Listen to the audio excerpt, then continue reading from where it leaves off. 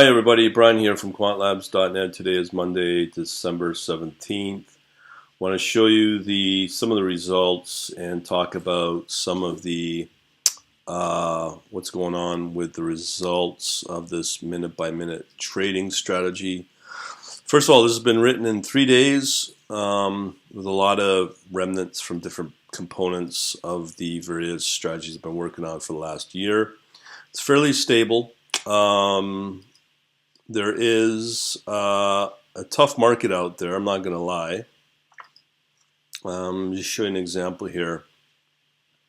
So here are the top 20 movers in the crypto space. You can see the highest is 0.61% over a hourly change. I think overnight there were some good trades that took place, so only a very small selection are just barely profitable. So the number of positions is very small. They are high risk because the whipsaws are pretty well frequent. Here's the 24-hour movers for the last number of days, or sorry, 24 hours. So it's on a 24-hour basis, it looks good, but over the last more recent time, it's not so good. So here is a position manager. I'll show you that in better detail here in the Redis desktop manager. That's where I track all my data. You can see here we have 13 on the watch list. These are the same culprits day in and day out since, let's say, Thursday, since I've been tracking this. What you'll find here is that these are pairs. The number of pairs is small on the watch list. I've used to be able to get up to 70, which would crash the system here overnight. I purposely kept it at either 5 if there's in a very high profitable moving market. Just for performance on this laptop, I will be getting a new server in the next week or so, a couple of days actually, get that set up so we can expand the analysis. Not only on top of that, what I will tell you, Friday, Saturday, a lot of the private coins were the movers. So these were the movers. In order for to get on this watch list, you have to have a very strong, consistent momentum. If there's whipsaws, it will get immediately removed. Actually, it gets removed before I even do the test. So the first thing I test for is momentum over a very short period of time, like an hourly. I can't remember the exact time, but if it's not able to maintain that momentum over the hour, it just gets ignored and will be removed from the list. So very few coins are able to maintain that momentum. Now here is the P&L that has taken place over the last 12 hours. Now these are 4 positions that meet very stringent technical indicator criteria in order to be passed as a position and to be able to obviously be profitable. After that, I have no control. So 4 positions did make it. NEO, this is one I've been watching a lot. This one can do quite well, but I'm not sure if you looked at the chart if it's manipulated or not. I've shown that. XMR is an interesting one. This has been pretty well consistent since Thursday.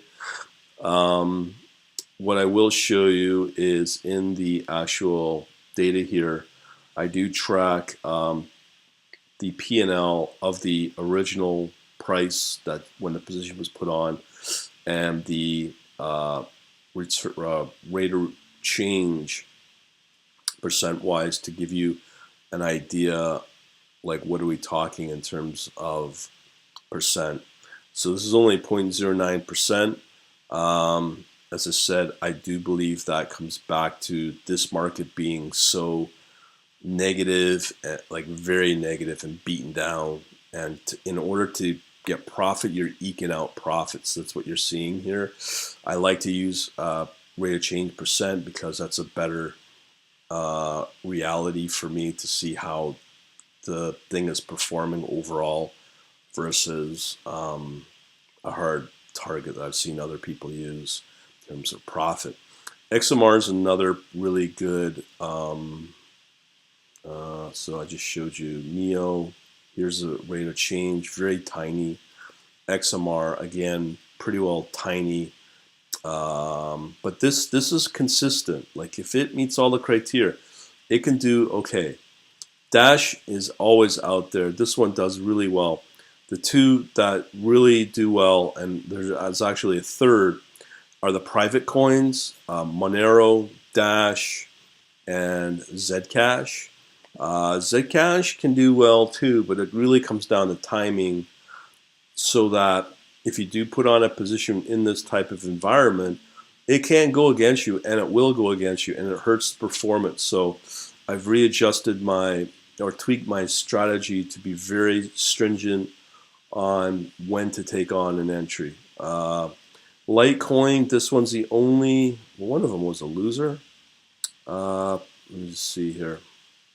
Yes, Litecoin was another loser, tiny loser here. So basically, before I started tweaking yesterday on Sunday, I was getting about a 70% win ratio, which is really high. Here we're able to maintain it, but the number of positions that are taken on are much lower.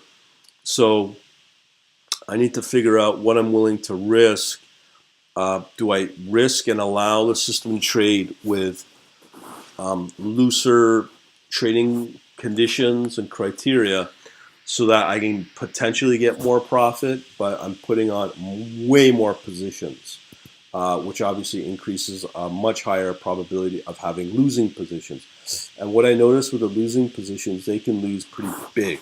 But again, that is not in my control because I can control to a certain point, but it's the whipsaws that really kill me, and nobody can control whipsaws at all. But I have been able to find ways to minimize those whipsaws immensely. But again, the cost of that is then I reduce the number of positions I take on again, and then that takes away the risk, which means less opportunity for that risk. And that's just part of the game of trading in a pretty extreme or extremely volatile market.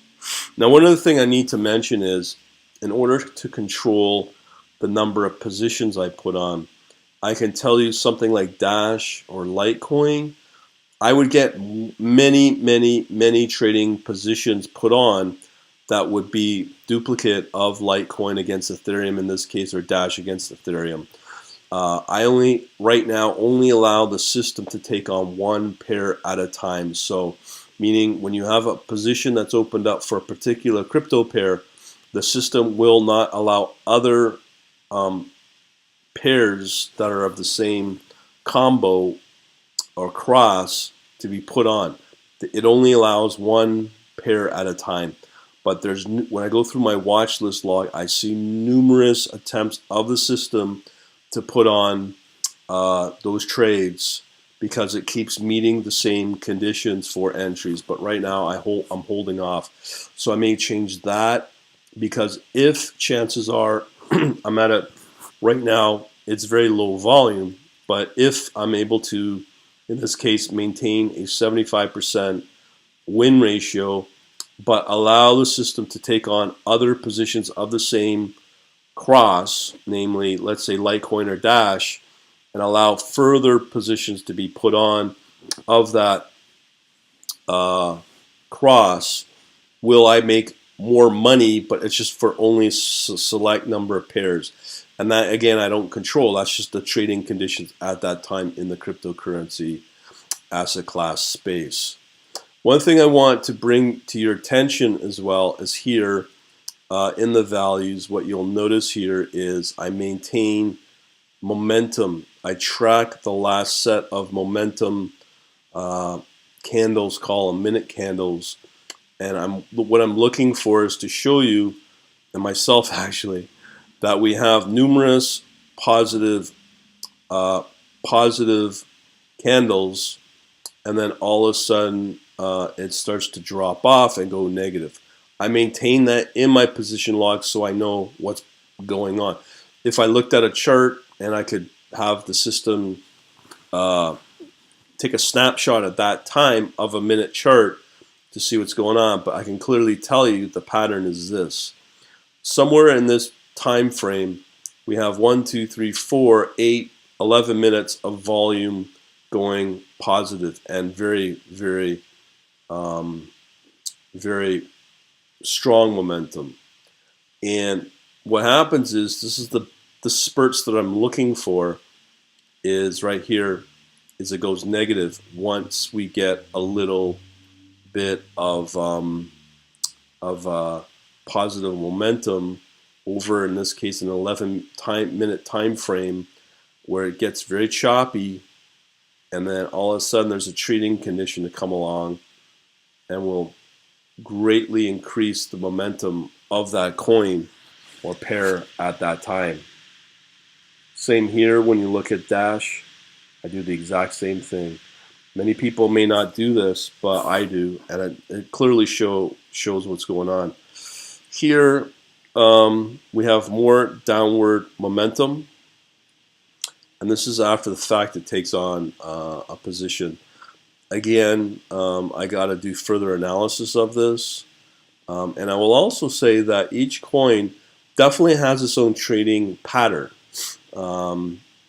It's like if, for example, you don't see Zcoin or Zcash here, the conditions for the entry are met, but the problem is that for whatever reason, that pattern of that coin combo, it gets manipulated. I don't know if I don't think it's manipulated. It could be manipulated. Like I said, I think Neo is manipulated, but Zcoin, it can move up, but it's very volatile. It's actually, the word I should say is unpredictable. So Zcash doesn't meet those conditions, and I'm trying to reduce that risk to go against me. Now, Monero, XMR here, is another interesting one, because this one can be really consistent. And here, again, strong downward momentum. We've hit little spurts of it, and then it comes back down. You can see here in the negative minute bars, and then it drives back up. And somewhere in there, it gets dumps a trade and creates a profit, but not a big load of profit. But as I said, it's very hard to actually make consistent wider profit when you're only trading. Just get the latest data here. But here, I mean, these are your hourly moves. That's like 4x level, it's very hard to make actual profit in these kind of trading conditions. So Neo is an interesting one. This one, if you ask me, I would claim this one shows pattern of manipulation. I can't say, but there just seems to be, when you look at the charts, like here you have all these consistent numbers of positive momentum. 2.17, 2.16, 2.16, 2.16. Then we got 1.15, 1.15, 1.15. It's these sort of things that make you wonder if this is some form of manipulation. I can't say. But there are little snapshots that you can take advantage of to get you a nice little profit, not a lot. But, that is not awesome at all, but it's something.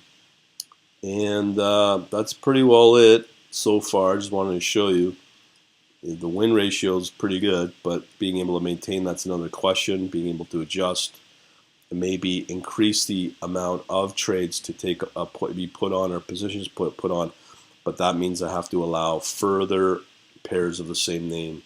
The only reason I keep it this way is to identify those patterns, but in this environment, you're not going to make a lot of money, but you'll make a little bit. And hey, it looks good when you get those winning ratios, no doubt on that. But again, it comes back to if you can maintain a 1% move every day, and in our case, if I was just to show this, all you need to do really is, okay, so this doesn't count.